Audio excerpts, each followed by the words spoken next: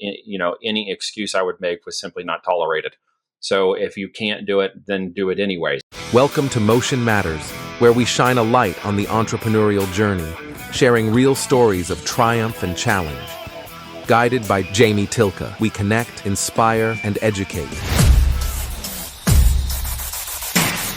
This is Motion Matters.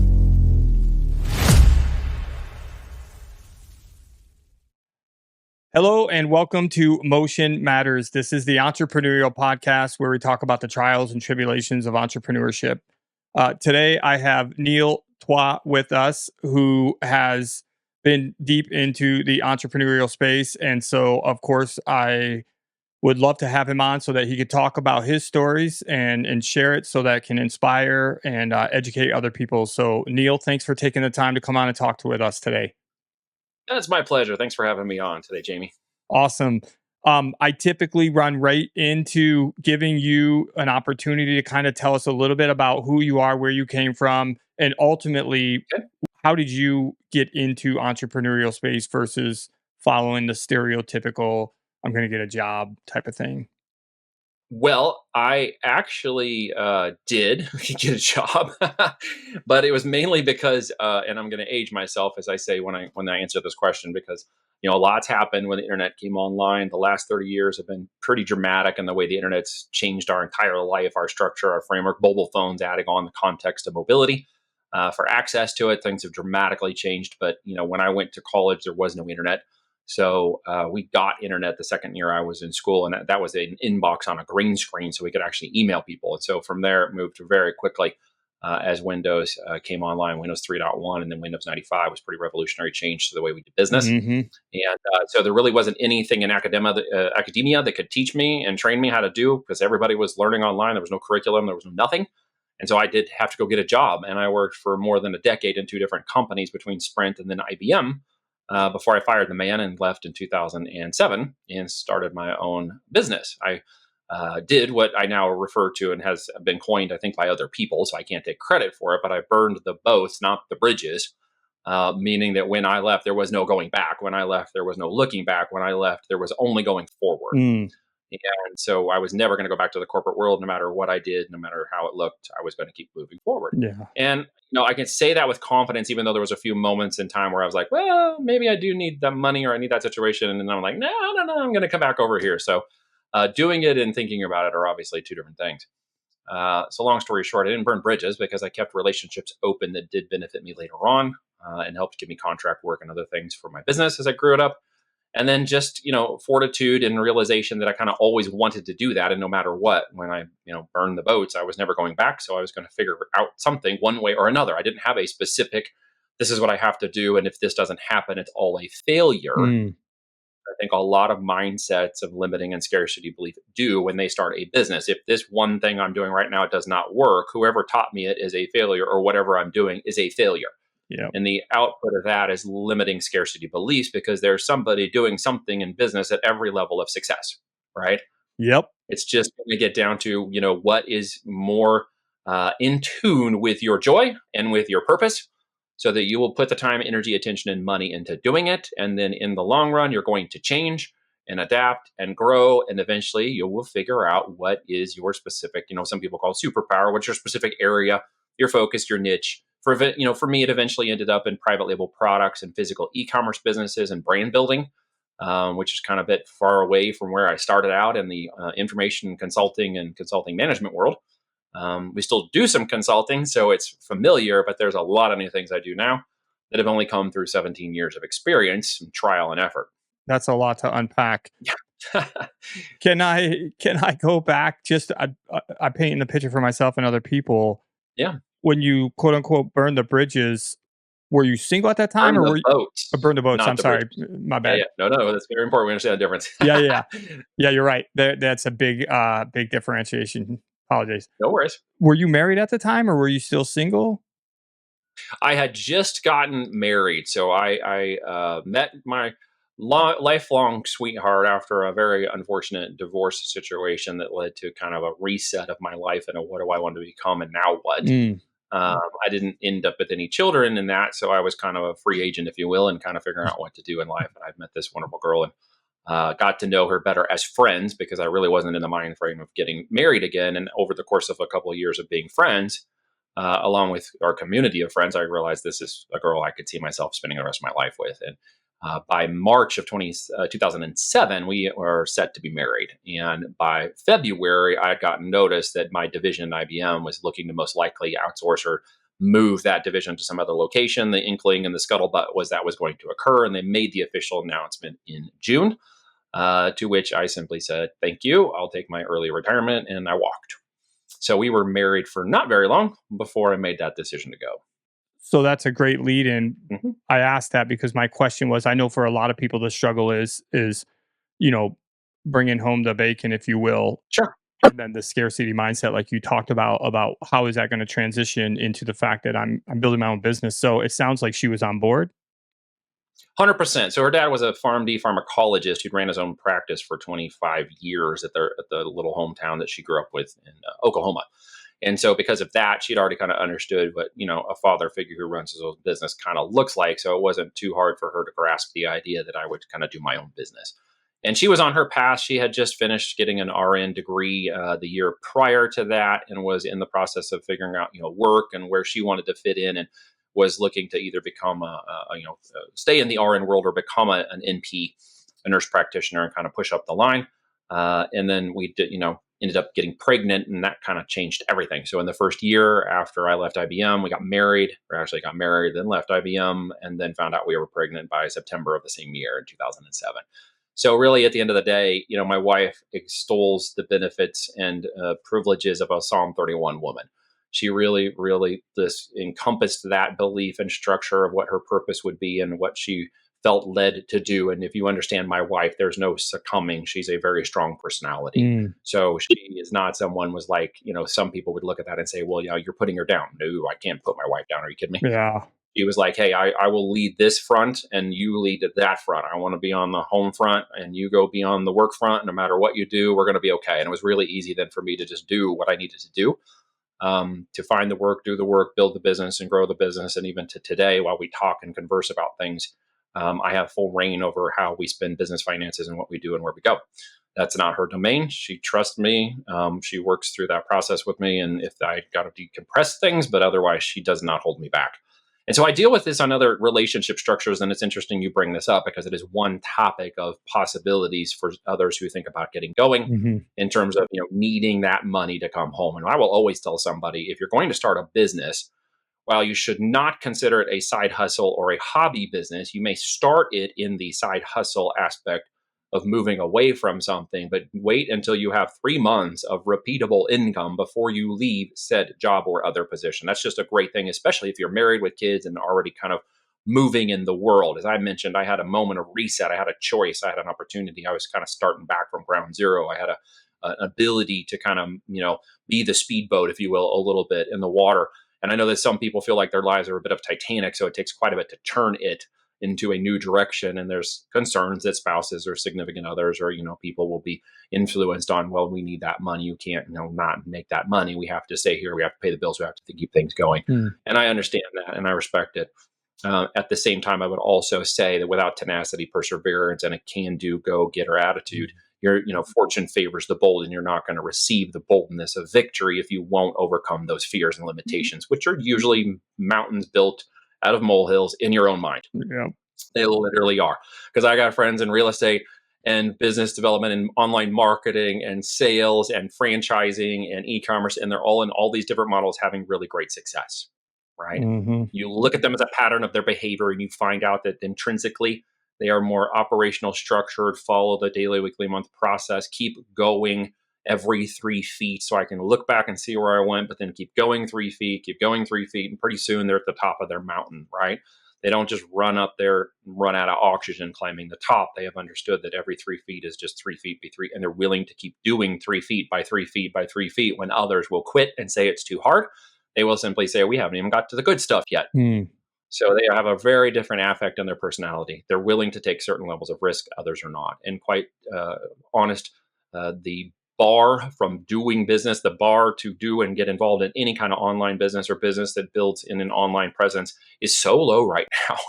It has never been lower in the history of the internet for 30 plus years, then right now the ability for you to make money online is literally the effort you put into figuring out how to do it. Hmm.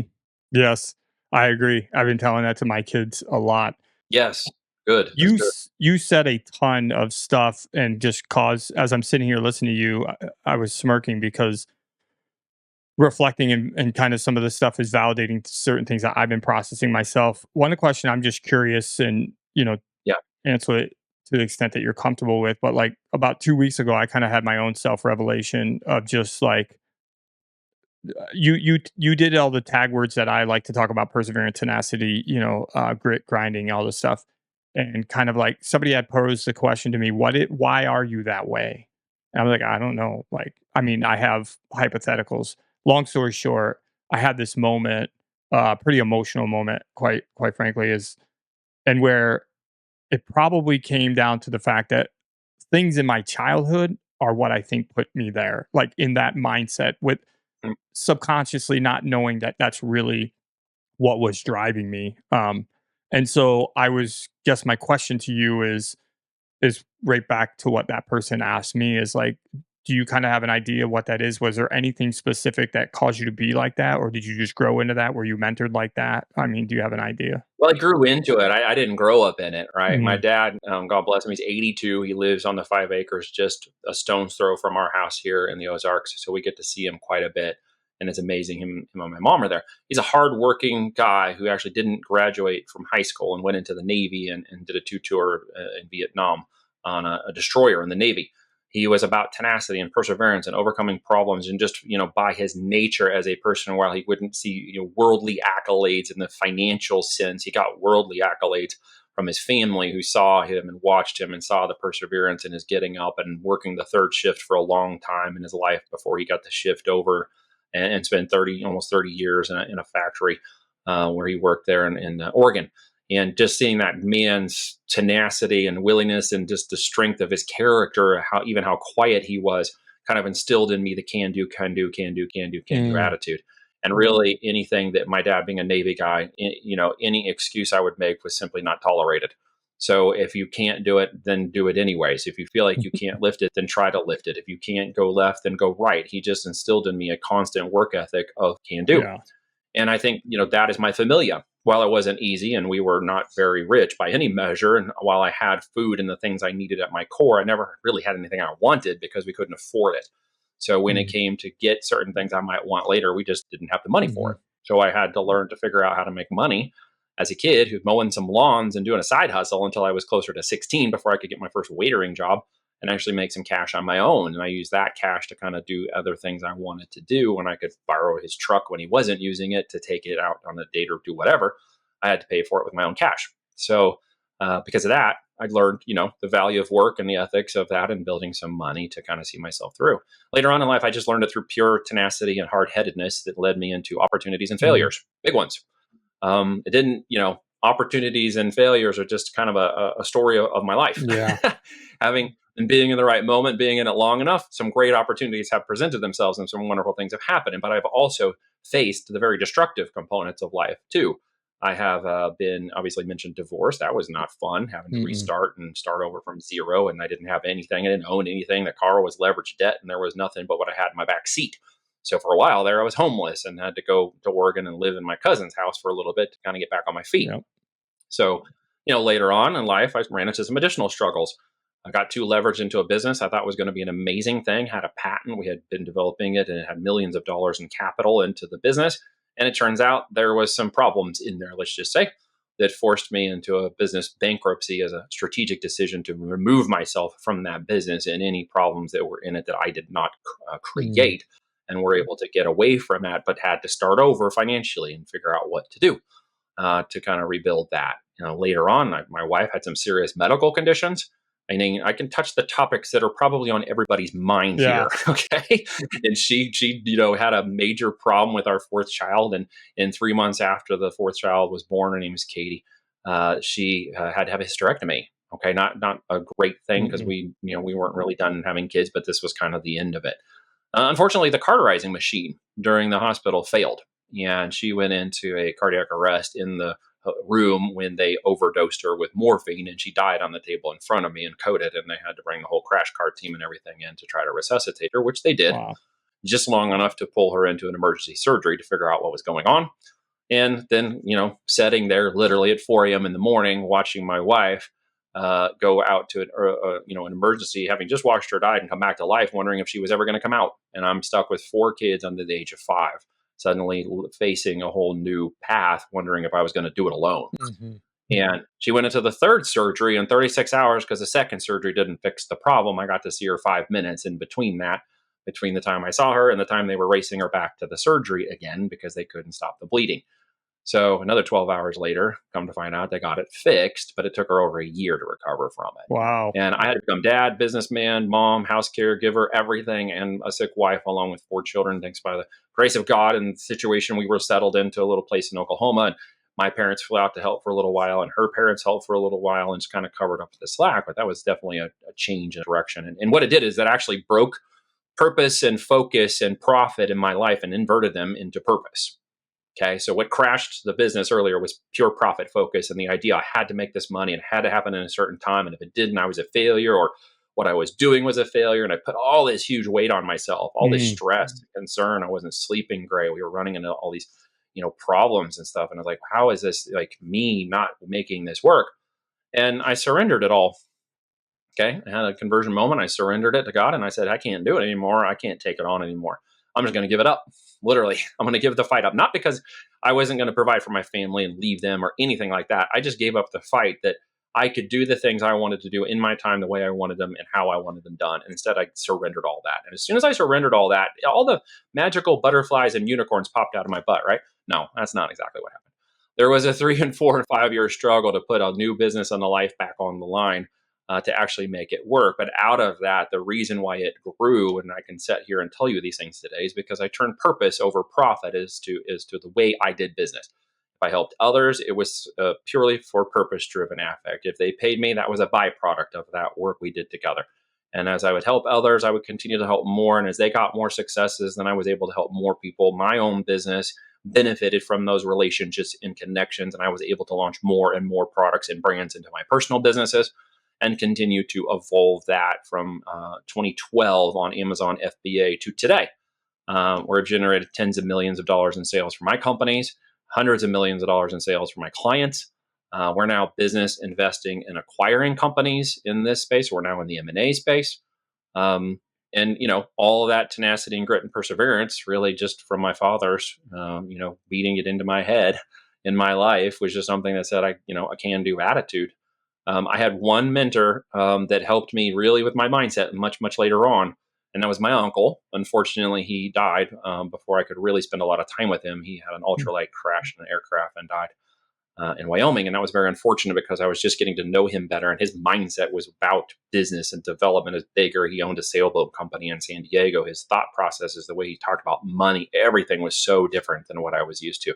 And it really opened my mind. It really made me go, okay, I see this. I could do this. Someday I'm going to do something like that. And whenever I get there, I know I can get there. And here I am. And he just gave me that framework of understanding. It was very different than the tenacity and perseverance of a man who didn't have money to someone who had the money, and the way he thought about using it, helping others and using it was very different than I anticipated. And it was very fascinating to see both of those things. What Kiyosaki kind of calls a rich dad, poor dad.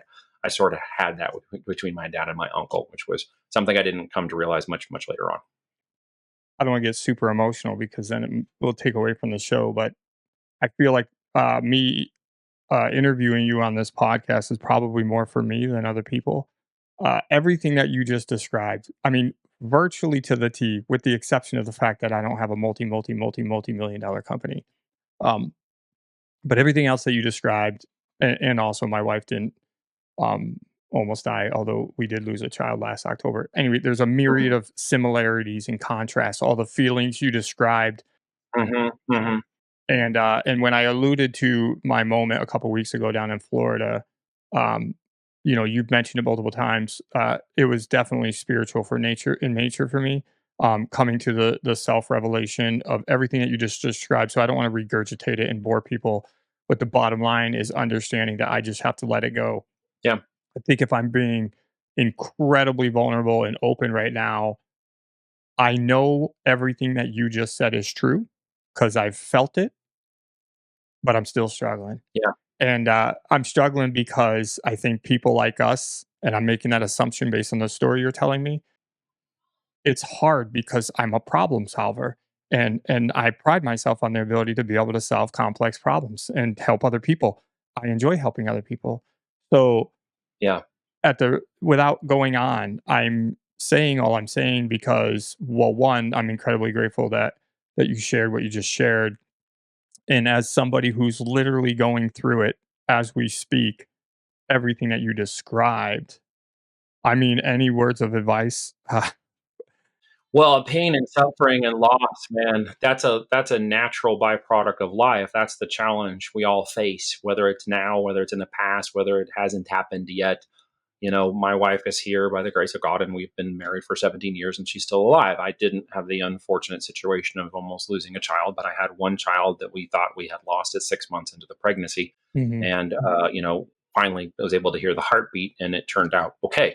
But that was a pretty scary situation. Mm. When my wife raced to the hospital at 5 a.m. in the morning, bleeding everywhere, wondering if we'd lost this baby, that's very tough. I didn't have that problem, so I don't know how to address that for you. But what I can say from my own experience of being near loss and having to realize that this situation that I was involved in, the person that was in it, it was all dramatically going to change. I honestly just was in shock. Like, I don't think I fully had the time to process it before I then realized she was alive. I mean, you'd think you would in 36 hours, but I didn't. It Mm. was more just like time panic, if that makes any sense, because it was just constant waiting. Like, what was going to happen? Where am I going?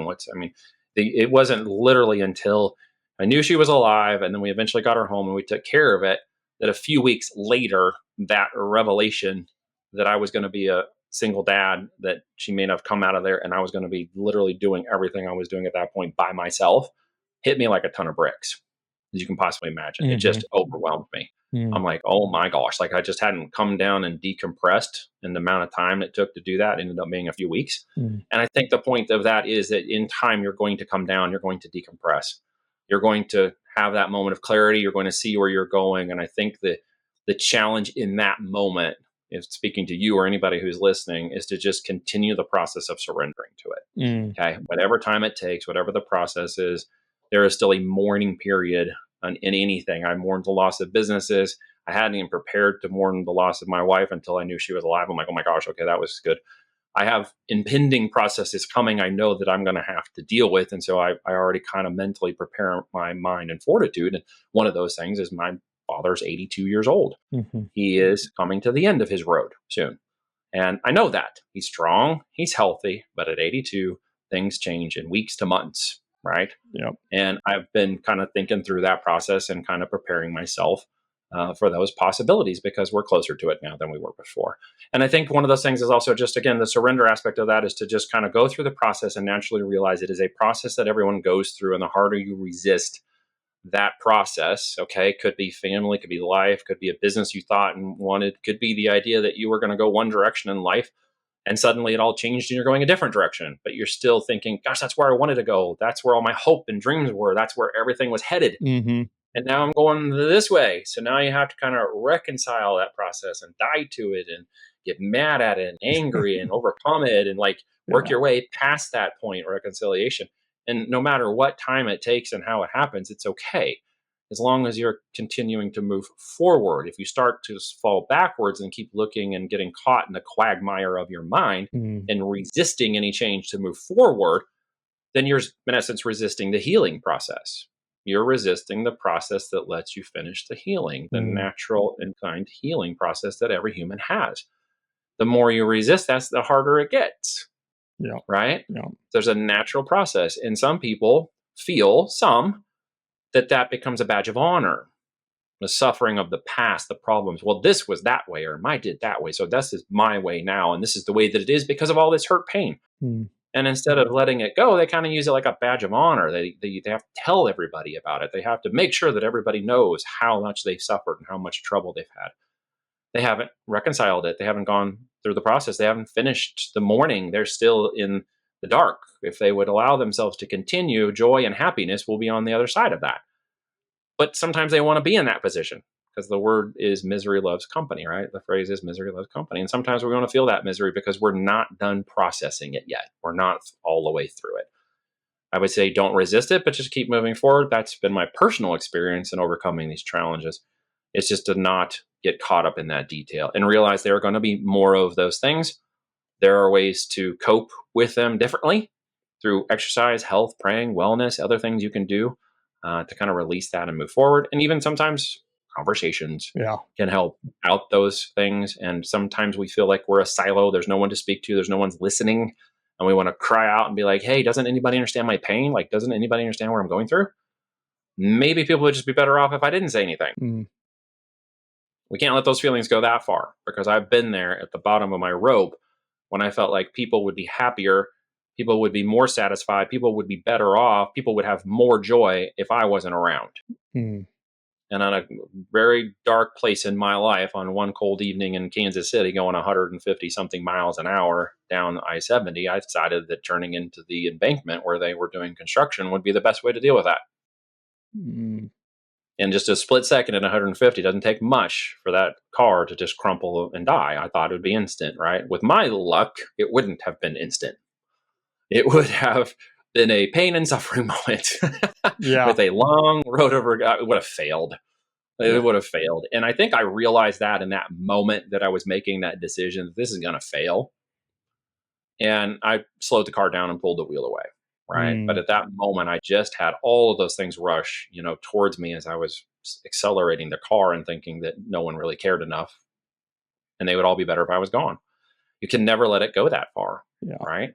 And by the grace of God, I pulled the wheel back and it's fine. He had a different path. He had a purpose. He had more story for me to walk in my journey. And that allows us to have these kind of conversations so that others may listen and get guidance and direction and realize they're not alone. It's okay to talk about it, but it's better to process through it and continue forward than to live in it. If you live in it, it can destroy you and others around you. So your opportunity to overcome that is to keep pushing forward, not just for your own benefit of purpose, but for the purpose of others that are around you, to lead them through that process through strength, right? Through endurance and perseverance, and run the good race, right? Yeah, no, 100%. Appreciate you sharing that. One more question related to spirituality as it combines with entrepreneurship, because you mentioned it. I mean, you rattled off a ton of things. I couldn't even write it that fast if I wanted to. So, was there ever a point of the struggle of going after, for lack of a better term, I'm going to broad brush stroke this, right? Financial freedom, financial independence for you and your family versus, uh, serving God. So yeah, there was, because what I get down to and in time have come to realize, there is a place for every person and every person has a place. My place is not your place, nor is it someone else's. So I shouldn't try to take on someone else's place in life. And I think when we get caught in our struggle and our scarcity and limiting beliefs, that's when we start to reach out to social media and entertainment, celebrities and other things. We start to fantasize about the life they have and the things they have and where they're going and the things they're doing that I can't do. And that is ultimately a destructive path because you will never reach the levels of most people in this world ever. You will never get above certain points, even if you try really hard or just a super duper human, because ultimately there is levels to everything we can do and reach. And when you realize that that's possible, then you should be happy where you're able to go and then release the rest of it and then just wait and see what happens. Right? If we try to force our agenda, we may end up down here. But if we let it go and surrender to the process, and maybe by the grace of God, he wants us to be up here, the path will be made clear as to how we're going to get up there, right? Because that's where we're going to go if we're willing to let that happen. If we're trying to force it, we may just stay right down here the entire time when we try to force this. So what I realized as I went, through my life and stuff, is I realized, where I'm better at. I'm better at the bigger picture. I'm better at the evangelism. I'm better at the message. I'm better at the communication on this stuff. I'm not better in the details. I'm not better in the analytics. That's not where I should live. I'm not a preacher. I'm never going to be. I'm not a teacher. That's sort of what I consult on, but not exactly. I am a leader of people. I am a leader of business owners, and I have an affect on helping them reach their goals and objectives. And by proxy, I benefit by helping them. And because that's a purpose-driven servant leadership attitude, it has done much better for me to humble myself in those positions and lead these people forward than it is to just always be the guy who has to be out front, who needs the glory and the gratitude for myself. No, that's awesome. I appreciate that again. So much more I could say, but I want to switch gears because I look at the clock. We've already been on for a little while. No worries. I'm actually happy that we discussed this. So again, I've said it twice, but thanks for sharing that. You're very welcome. I'm gonna pick up though where, and please correct me if I'm wrong, but just recapping. So, when you realized you needed to exit IBM, then you and your wife had made a decision that you guys were going to move forward. And I think you said you also relocated at that time. Is that correct? Yeah, we met in Kansas City through a mutual friend. Right. And when she finished her nursing degree, we were both kind of done with that area. I was flying around for IBM, so I could literally live anywhere. There was a 40 minutes to an airport. So Mm, wherever that was, I could live wherever we wanted. So we said, hey, let's go to Colorado, Denver area. Her family's in Oklahoma, mine's in Oregon. It's kind of split the difference, and let's just see and try it out for a while and see what happens. So we ended up in a little place called Castle Rock, just south of Denver in Colorado. So the end result is we loved it. We had fun. It was an adventurous time or whatever, but ultimately we missed some of the family framework. We missed some of the connectivity. It was difficult to kind of make friends when I was leaving every week on a plane at that time. And as we were then deciding what to do next in our life, we said, hey, let's go back to Oklahoma. And that's when the doors opened to leave IBM, and we were going to get married. And we decided to relocate to Oklahoma and say, this is where we're going to set up shop now and go from there. She had had difficulty getting a job in the first 9 months. Literally after she graduated, she discovered that it wasn't as easy as they said it was to get a job, and that was very difficult for her. But we went to Oklahoma and down to Tulsa and looked at some apartment complexes, and right around there was a hotel, not a hotel, a hospital. Thank you. And in there, we walked into the HR, and 2 hours later, she walked out with a job in the mm. baby nursing ward, which is where she was working with the moms and the babies. So cool. She loved it. Loved it. It's So awesome. we're like, okay, we're moving. So we just whoop up and moved to Oklahoma and spent almost 10 years there in Oklahoma. And then we discovered this little property out in Missouri and said, oh my gosh, there's 50 acres in the country. We got to get out of the cul-de-sac. Let's get out into nature more. Let's expand. Let's move. Our forward progress just continued forward, not with the specific idea of freedom and finances, but more of family, faith, and purpose. Yep. And out of that, as a byproduct, has come, our homestead, the homeschool co-op we're a part of, the kids being homeschooled now. My wife, is staying at home and managing the house and all that stuff while I manage the business, while we stay on the property. Moved my parents out here down the road, and they got a house built here by a great little Amish crew. And so, we live here and we focus here. But out of that purpose has come, financial freedom, abundance, and the ability to do what I want to do. Yeah. And that's, that was a 17-year overnight success. That's good. That's good. Yeah. Well, during that, when you were kind of packaging everything for us earlier, I think I caught on rightly that you had multiple businesses or multiple Yep. avenues, and one of them you mentioned was your digital marketing, right? Correct. So can you talk a little bit kind of how that came to be and what that is today for you, like Mhm. just for anybody listening? And Well, I mean, like anything, I was suggesting earlier that when you change and pivot, you're going to find new ways to kind of do things you're strong at and see if they work. And we sometimes refer to that as a side hustle or a hobby business, but really, I was always working for the business. I never just wanted a side hustle. I never treated it that way. I never treated it as a hobby business. Maybe this is going to work. Maybe this isn't. When I burned the boats, this was it. So everything I was doing or trying or moving was to look and see what could I do long term? Where would my skill sets go? Where would I grow the business? Where would I have the most impact?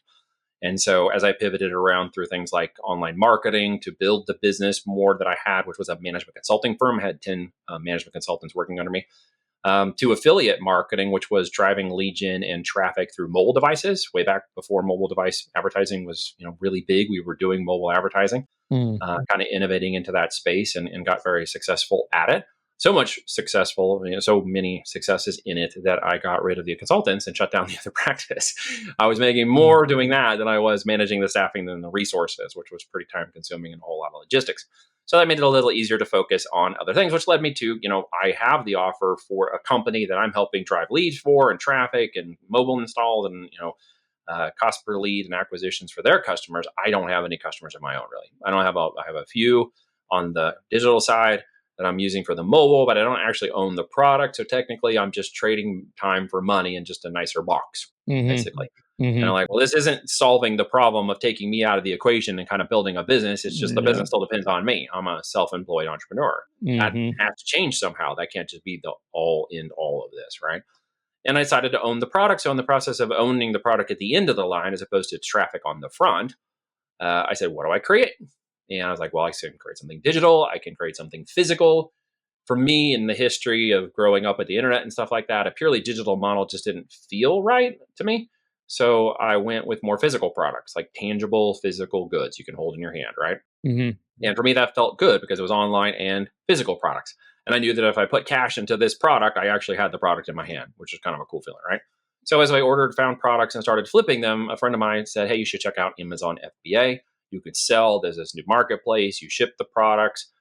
They will, ship them for you soon. And we were doing what's called FBM, fulfilled by merchant, which means we were shipping them at first, and then Amazon very quickly they bought a logistics company called, I forget what the company was called, but they rebranded it to FBA, and it's actually a separate company running all their logistics and freight and shores and planes and all this stuff they do now, and the last mile to your door when you order something.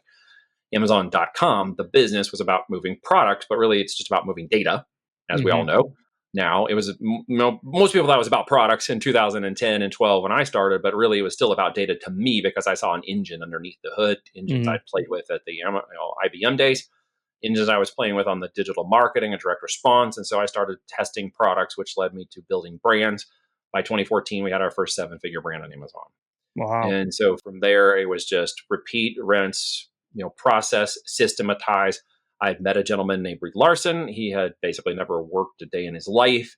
He had a different kind of abundant thinking. He was involved in real estate and portfolios and all kinds of stuff. And he's like kind of deciding to reinvent himself. And through the connections of a mutual friend, we both realized we were kind of one half of the same brain, if you will. I had the marketing and direct response and experience with all that. He had all the background logistics, CFO, hat kind of stuff. I said, hey, let's team up and see what happens.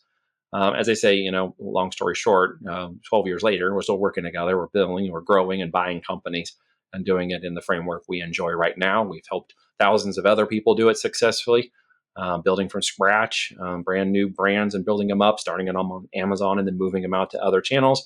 And then we've helped brands come on to Amazon who were direct consumer channels, 5, 10, $30 million a year in sales and build their presence up on Amazon. And then we've looked to acquire our client brands if they're willing to sell it to us after they mature. And now, as I mentioned, we're in acquisition mode with a company that has been a fund, actually, who's come together with veterans called Patriot Growth Capital. And it is purpose driven in its mantra because they are funded and running with veterans and operators that will be deployed into the companies that we're going to purchase and Voltage is going to run and manage as oversight. And equity owner in the business is they're going to be run by operations from veterans. We're going to look, hire, grow veterans into the operation space. And after 60 months of maturity in the business, then we will give them the opportunity to buy the company from us. So they'll be able to take that out the back end. So that fund is now got its first 5 million in, and we're going for the next 20, which has been committed. Now it's being collected, and then we're on our way to purchasing businesses. So there is where I've kind of evolved, the Kiyosaki quadrants that he Yep. came up with. I'm in the process. I'm into business investment now. So I'm in the final stages of creating more passive income and growth, putting my soldiers back to work, investing in additional brands, bringing more operators in to control and build that up. And then at some point, sell the whole fund and figure out what to do next. Man, that's awesome. Um, I'm not sure that if we had shared this prior to, but I did 24 years in the service, so that's really cool to hear Oh, very good. about the Thank you veteran for your thing. service. Yep. Yeah. So I think you understand that the purpose behind that is to give veterans a path and an opportunity for themselves and their families to have something to do when they get out of the service and have a purpose opportunity and hopefully a business and operation they will run after 5 years. Yeah, no, I love it. I think it's awesome. I have you know, somewhat similar, but very, very much in its infancy and not nearly at the scale. Um, it's really just a passionate thing, and that's just me trying to use the real estate success that I created over, a fairly short period of time, roughly 36 months, to try to help educate other service members on the fact that, look, if you're going to serve your country, that's awesome, but oh yeah, by the way, you have this thing called the VA benefit that can do tremendous amounts of wealth building while you're still on active duty if you Yeah. know how to use it properly. But typically nobody's educating you on that because I sure not didn't get any. That's a problem we can solve. So I'm partnered with a company called Wealth Without Wall Street. They have a Apex coaching that teaches people how to build their home offices, use and leverage IBC funds, build in passive and almost automated income through a number of mechanisms they can deploy and build capital, as well as teaching people financial IQs and financial wellness and building up that portfolio, keeping more of what you have and then redeploying it smartly into business activities that can grow, build up passive and income and otherwise. And that's a company. I'll be speaking in Nashville at their upcoming summit in August. And that's a group we're partnered with to help people increase their financial IQ, keep more of what they make in e-commerce or real estate or anywhere else, and then redeploy it smartly for more. What was the name of that company again? They're called wealthwithoutwallstreet.com. They have a podcast, Joey and Russ, good guys. We're kind of a sister joint venture company with them for the last 4 years. We'll be closing some initial things together here soon that are going to tighten that structure, which I'm excited about because they have a great process, great people, a great format for helping people build wealth and stop trading time for money, and using things like e-commerce that we do or other types of things like vending machines or real estate or Airbnb or short-term rentals and other things like that to deploy capital in such a way where they can hire more people, make more money, and make it more passive as they go along. Well, then maybe at a different time, I'll have to reach out back to you because I've already told my story multiple times and I don't want to take up the time. The time is for you to share your story. But in summary, all I'll simply say is my passion after 24 years of getting out was I wanted to build upscale accommodations for service members traveling because I feel like a lot of the places that they stay are crap. And when you're gone from your family for over 300 days a year, like the least that we could do is just provide some sense of coziness for lack of a better term. Yeah. And so we built that and we've been running it successfully for 5 years. But hospitality business is brutal. And by Yeah. brutal, I mean it just takes a massive amount of your time. Um, it's not set it and forget it. It's not set it forget it. Understood. Yeah, so that's interesting. I'd love to connect maybe at a later date. One more question, then we'll kind of just wind down here. Sure. So when you kind of were giving the download of your digital marketing company, you talked about the piece where you take people's products and you help them get them built or recognized on Amazon. Is that typically just a physical product, or are they services? Like, how is that? Yeah, they're all physical products Okay, in private label brands because we can build intrinsic value into the product and the brand, making the company a saleable asset. got it. Okay, and especially when it gets above $1 million in EBITDA, they're very sellable, the e-commerce brands. So we're about building those brands, that IP, and then taking it from beginning all the way through to exit. Okay, that's awesome. Yeah, you shared a ton of good stuff, so I really appreciate that. My pleasure. Is there any particular book or podcast or anything that you've listened to recently or something that just really resonated with you that you kind of would like to share with any aspiring entrepreneurs or even people that are in it but just looking to be further educated? Yeah, for the business person who maybe wants to kind of learn or remind themselves, depending upon where they are, about what makes a great company and how to build structure into that company. Good to Great by Jim Collins is a wonderful book, Mm, still extremely relevant over the years about thinking in great terms for your business, which means sometimes simplifying the business itself. And they go through some of those great case studies, great learning lesson, especially for mid entrepreneurs. The E Myth, if you're brand new, is Michael Gerber is a great book for those who are just brand new in the entrepreneurial world or wanting to scope out what risk and business and opportunity looks like. E Myth lays it pretty flat for you. He's wrote 2, so I definitely would check that. And finally, I'd say if it's on the spiritual journey side, of course, everyone wants to recommend the Bible, but specifically to the Bible, I would say something like Wild at Heart for the Men is a great book that reminds us that it's okay to have that feeling of attack and kill and go and do and run and play and cops and robbers, and like there's a natural inclination for boys who are just left alone to do that, right? yeah. It's built in them. It's just a natural inclination of men to be wild, to attack and go and do and conquer. And for the men who are listening to this, that's a great book to remind you of the purpose of a man, to go and conquer and eat and hunt and gather and do those things, whether we do it through business or physical, actually going out and hunting and gathering. There's a mechanism in our brain that kicks in. There's hormones that get released for men specifically that are good for that. Who is the in terms author of again, that's it. Neil? The author of Wild at Heart Yeah. is Max Lucado. I'm not Okay. mistaken. Okay. No, I just want to make sure I'm not looking at the wrong one. Yeah, Thank you for I believe sharing it's Max. those. Yeah, Yeah, no, I'll have to grab that one. That's awesome. it's a great one. Yeah. Good read for the men and for the boys of men with boys who want to remind their boys what it's like to roughhouse and play.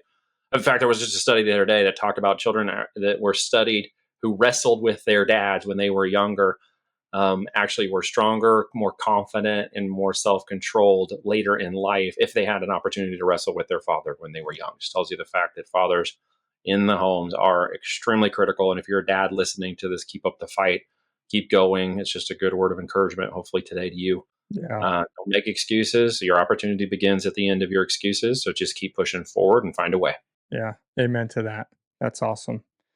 Uh, Neil, anybody that's listening and feels like anything that you've shared really relates, particularly with all the business ventures you got going and on, what's the best way that somebody can get a hold of you?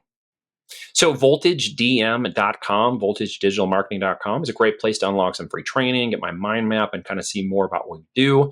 There's a presentation there that explains how Voltage works through this, our as seen on TV strategy. Kevin Harrington was on it with me talking about that strategy because we helped deploy it long ago together. So you guys can check that out. And then, social media, it is Twa, that's my last name. So you'll find me on all the social medias, pick which one's best to you and connect. Awesome. Neil, thank you very much. Thank you for sharing your personal stories. Thank you for sharing all you're experiencing. And I appreciate you taking the time out of the day to come on the show. Well, Jamie, I'm honored. Thank you for having me on the show, sir. Thank you, Neil. Talk to you later.